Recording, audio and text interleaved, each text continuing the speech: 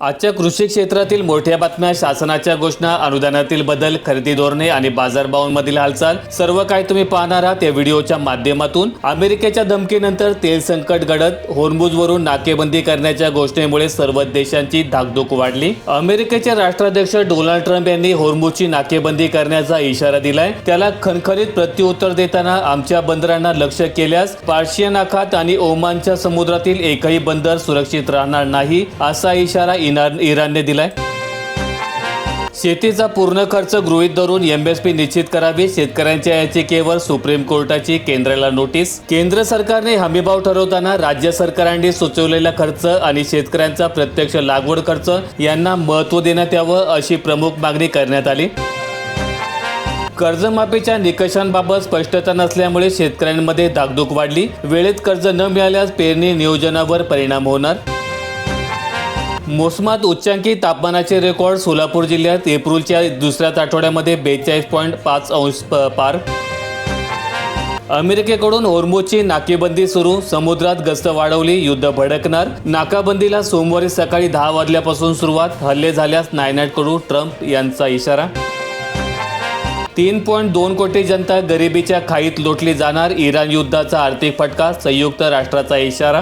युद्धामुळे खतांचा पुरवठा आणि जागतिक जहाज वाहतुकीवर विपरीत परिणाम झालाय आणि त्यामुळे अन्न सुरक्षा धोक्यात आली। विशेषतः विकसनशील देशांसाठी हा अन्न सुरक्षा टाइम बॉम्ब ठरू शकतो असा इशारा तज्ज्ञांनी दिलाय।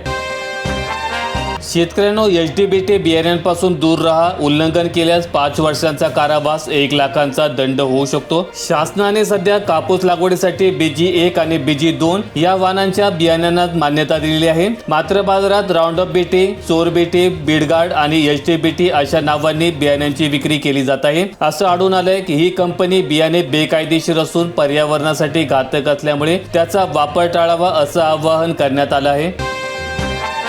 कोकण हापूसची चव 15 मे पर्यंतच मिळणार चाखायला, 7 दिवसात 4.5 लाख आंबा पेट्यांची आवक। कोकण हापूसच्या सर्वाधिक 53,000 पेट्या। महिला आरक्षणावर घमासान, पीएम मोदी म्हणाले इतिहास घडवू, प्रतीक्षा लवकरच संपेल। सोनियांचा प्रहार, मतदारसंघ पुनर्रचना, संविधानावर हल्ला।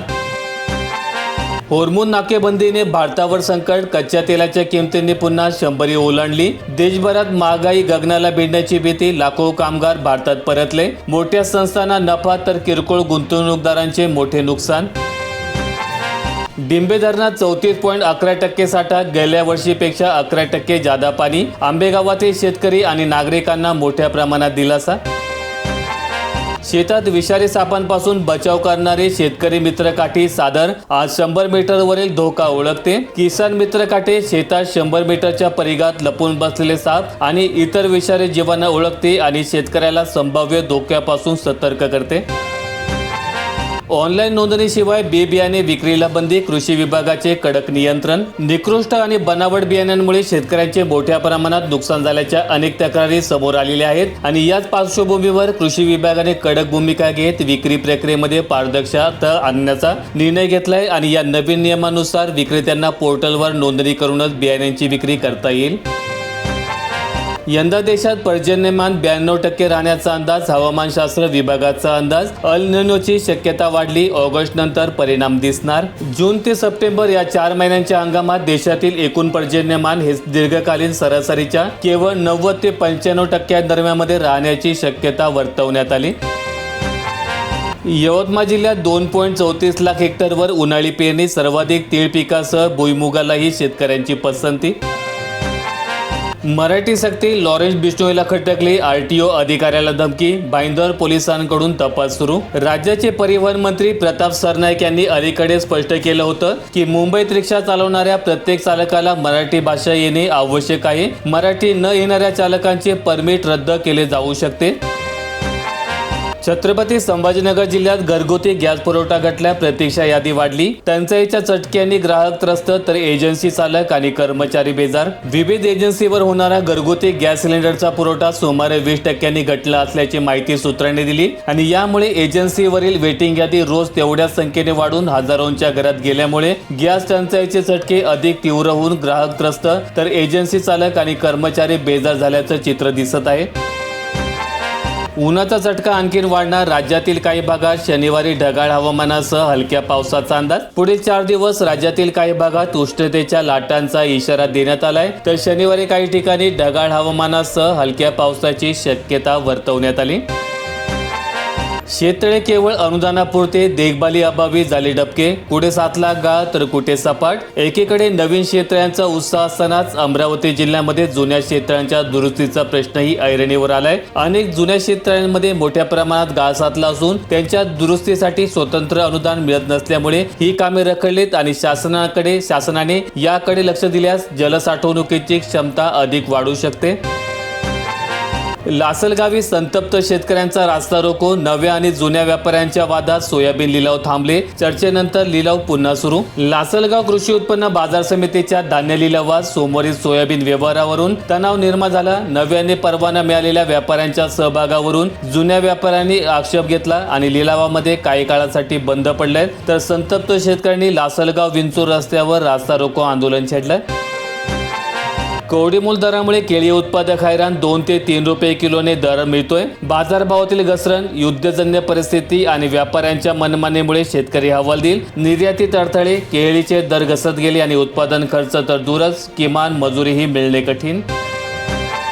शेतकऱ्यांना खत खरेदीसाठी फार्मर आयडी बंधनकारक, सरकारच्या हालचाली सुरू। खतांच्या विक्रीमध्ये पारदर्शकता आणण्यासाठी लवकरच अंमलबजावणी सुरू होईल असं चिन्ह दिसू लागलंय, परंतु या निर्णयामुळे फार्मर आयडीसाठी नोंदणी न केलेल्या शेतकऱ्यांना खतांपासून वंचित राहावं लागू शकते, अशी भीती शेतकऱ्यांमध्ये निर्माण झाली। 5 वर्षांपासून पारा 40 पुढे ट्रेंड बदलला, यंदा उन्हाचा पारा 43 अंशापर्यंत जाण्याचा अंदाज। मागील काही वर्षात पावसाचे प्रमाण कमी आणि विस्कळीत राहिले आणि त्यामुळे जमिनीतील ओलावा घटून उन्हाळ्यामध्ये उष्णतेची तीव्रता जाणवते।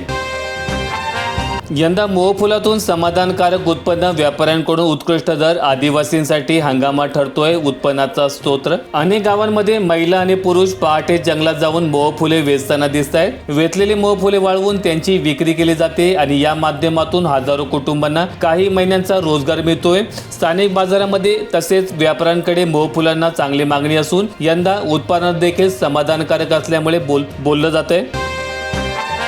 आखाती तणावाचा बेबीकॉर्न निर्यातीवर परिणाम, शेतकरी अडचणीत, दर घसरल्यामुळे अर्थकारण डगमगीत। परदेशी खरेदीदारांकडून मागणी कमी झाल्यामुळे उत्पादित माल पाठवण्यात अडचणी निर्माण झाल्या आहेत। परिणामी शेतकऱ्यांचे अर्थकारण संकटात सापडलंय। सध्या बेबीकॉर्नला शेत पातळीवर सुमारे 9 रुपये प्रति किलो दराने दर मिळतोय। करार शेती पद्धतीने काही व्यापारी हमीभाव देत असले तरी निर्यातीमध्ये अडथळे येत असल्यामुळे व्यवहार मंदावले आहेत। व्हिडिओ आवडला असेल तर लाईक ठोका, शेअर करा आणि अशा दैनंदिन शेतकरी बातम्या अपडेट्स मिळवण्यासाठी सबस्क्राईब करून बेल आयकॉनचं बटन दाबा।